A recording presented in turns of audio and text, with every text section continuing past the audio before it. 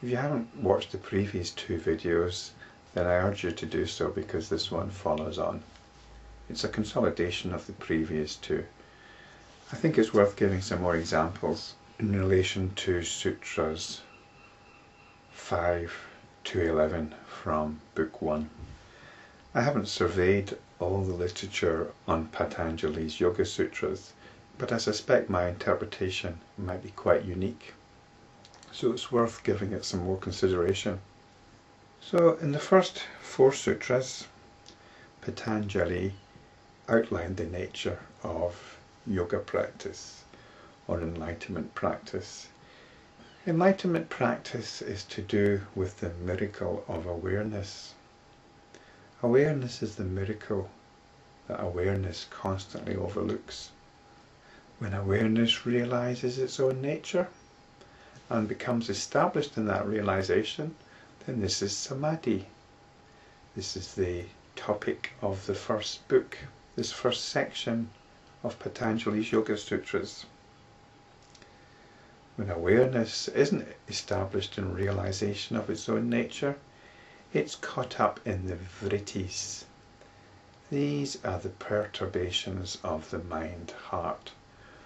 Basically, awareness gets caught up in thoughts and feelings. These are the vrittis.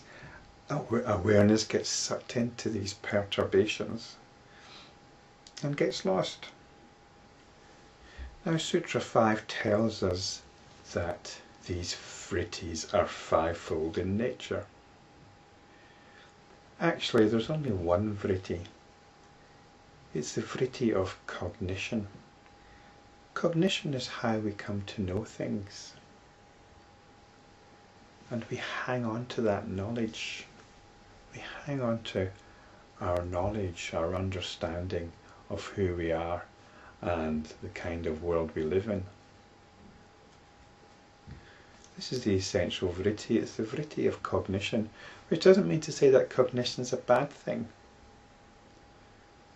Cognition is how we operate in respect to each other, in relation to the world, in relation to ourselves. But it's not the whole story. There's an underlying picture here. It's like playing a game. And perhaps you've played a game with some people who maybe take it a little bit too seriously and kind of forget that it's simply a game. It's a little bit worrying. Of course, when you play a game, you take it seriously. You enter into it wholeheartedly. But at the back of your mind, you know it's only a game. Or we could say it's like watching a movie. We enter into it. We forget it's just a movie. Unless it's very, very disturbing and we have to remind ourselves, hang on, this is all fabricated, it's just a construction. And we can reassure ourselves, come back to some reassurance that it's simply a construction. But we enter into it. But part of us knows it's only a movie. We don't take the movie as reality. When we read a book or watch a movie, we suspend disbelief, we enter into it. Awareness enters into it. But part of us knows it's only a book, it's only a movie. And this is the nature of cognition. It's only cognition. We don't need to be constantly identifying with it. Awareness doesn't need to be constantly identifying with it. Awareness can come back to its own self and find relief and find peace. So the vritti, this fivefold edifice, is cognition basically.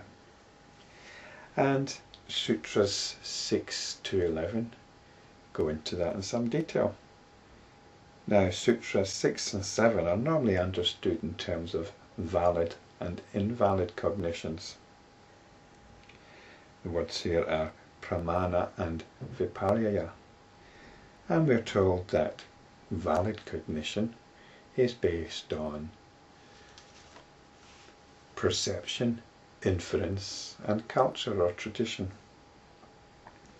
This is our consensus reality. And Sutra 7 is normally understood as an invalid cognition, a misapprehension. getting it wrong. For example, mistaking the rope lying on the floor in the twilight as a snake. But it's not that. All cognition is essentially limited. All cognition is essentially misapprehension. It's only a limited representation of reality. It's like the scientific model. Science doesn't give us truth, it gives us models with which we can make working predictions.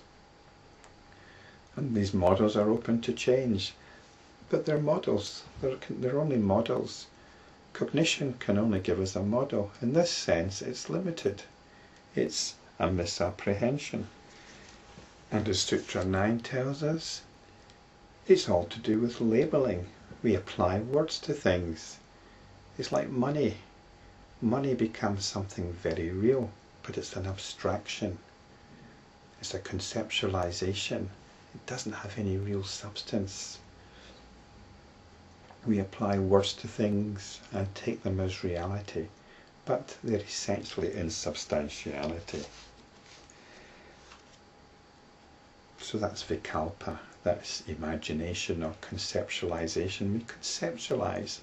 Our reality is conceptual or notional. And in Sutra 10, we're told about sleep, because we don't question this anymore. We accept it as reality, even though it's completely imaginary and independent of reality. We accept it as reality. We are now abiding in a purely constructed world, just like a dream world. We're sleepwalking through this, oblivious to what's happening. This is why it's described as sleep. And if you think I'm stretching the meaning of sleep, then take a look at some of the translations which refer to sleep. They're not helpful at all. And what's this process that we're automatically caught up in? It's about reinforcing a certain tone that we have, a certain feeling. And Sutra 11 refers to memory. And normally we think of memory as a series of images like what I had for breakfast yesterday morning. Well, that's not got a great sucking in potential. Memory isn't simply about images any more than thoughts are simply about ideas. Memory is about feelings. What we remember are feelings, either pleasant or unpleasant, painful or not painful.